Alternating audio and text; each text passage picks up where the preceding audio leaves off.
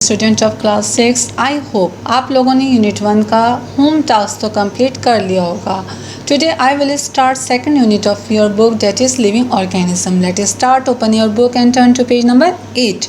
बच्चों, यकीनन आपने क्लास 1 से लेकर क्लास 5 तक लिविंग ऑर्गेनिजम्स और नॉन लिविंग ऑर्गेनिजम्स के बारे में और इनके डिफरेंस के बारे में ज़रूर पढ़ा होगा, और आप लोगों को यकीनन लिविंग ऑर्गेनिजम्स की बेसिक कैरेक्टरिस्टिक के बारे में कुछ न कुछ तो नॉलेज ज़रूर होगी। यानी लिविंग थिंग्स क्या होती हैं। लिविंग थिंग्स वो चीज़ें होती हैं जो अपने आप को बढ़ाने और अपने आप को ज़िंदा रखने के लिए फूड का इस्तेमाल करती हैं। ठीक है, जो साउंड, लाइट और टच करने के ऊपर अपना रिएक्शन शो करती हैं।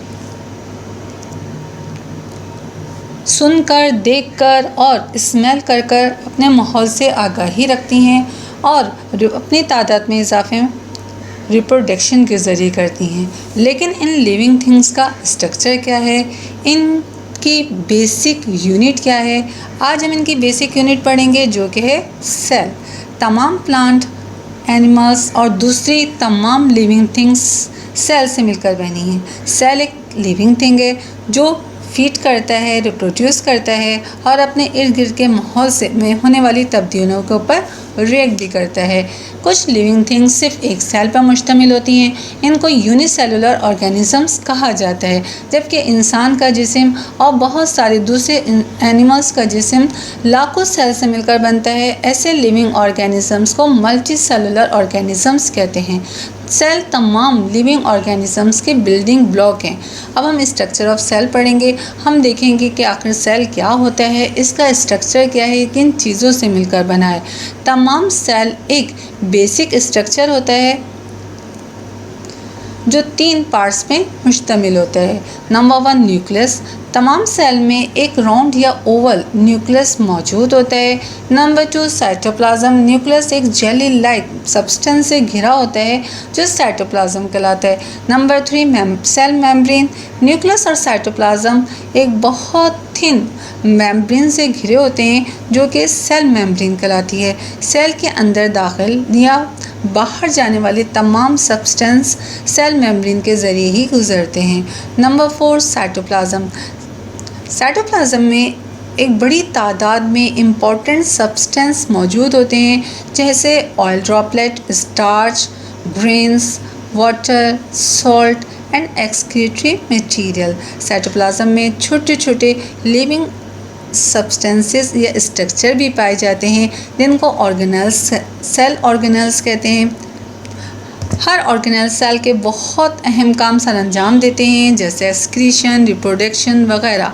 अब हम इन ऑर्गेनेल्स के बारे में पढ़ेंगे। Number 1, mitochondria. ये गोल या लंबे ऑर्गेनेल्स हैं जो रेस्पिरेशन में मदद करते हैं। Number 2, Golgi bodies. ये ख़ास सिक्रेशन बनाते हैं। क्लोरोप्लास्ट। प्लांट सेल में सूरज की रोशनी में इस्तेमाल करके फोटोसिंथेसिस के ज़रिए फूड बनाने वाले ऑर्गेनेल्स हैं।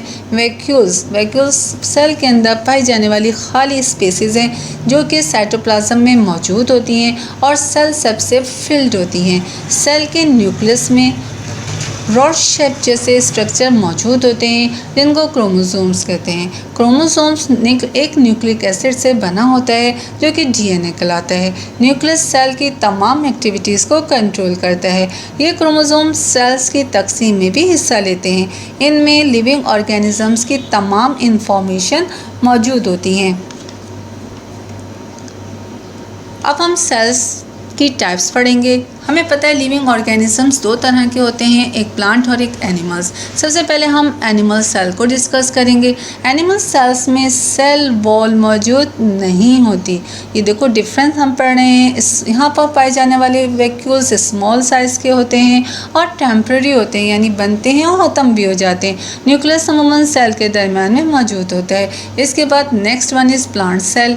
प्लांट सेल में सेलुलोज की बनी हुई एक्सटर्नल सेल मेम्ब्रेन के भी बाहर बाहर सेल वॉल मौजूद होती है। सेल के दरमियान में एक लार्ज वैक्यूल मौजूद होता है। प्लांट सेल में वैक्यूल लार्ज इन साइज होता है, सेल के दरमियान में होता है और परमानेंट होता है, जिसमें सेल सेप मौजूद होता है। सेल सेप सॉल्ट और शुगर का सोल्यूशन होता है। क्लोरोप्लास्ट में एक ग्रीन कलर का सब्सटेंस क्लोरोफिल मौजूद होता है, जिसके ज़रिए प्लांट फोटोसिंथेसिस के ज़रिए अपनी फूड खुद तैयार करते हैं। डियर स्टूडेंट, आई होप आज का लेक्चर आप लोगों को इंटरेस्टिंग लगेगा। अब आ जाएँ होम टास्क के लिए। होम टास्क में सबसे पहले आपको चैप्टर यूनिट 1 का रिमेनिंग MCQs अटैम्प्ट करने पड़ेंगे।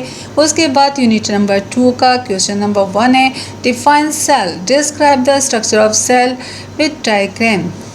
और इसके लिए सबसे पहले आप क्या करेंगे, सबसे पहले आप यूनिट नंबर 1 की MCQs करेंगे, फिर उसके बाद यूनिट नंबर 2 का टाइटल पेज बनाएंगे with index, and then you can do the first question of unit 2, that is define cell, describe the structure of the cell with diagram. Thank you.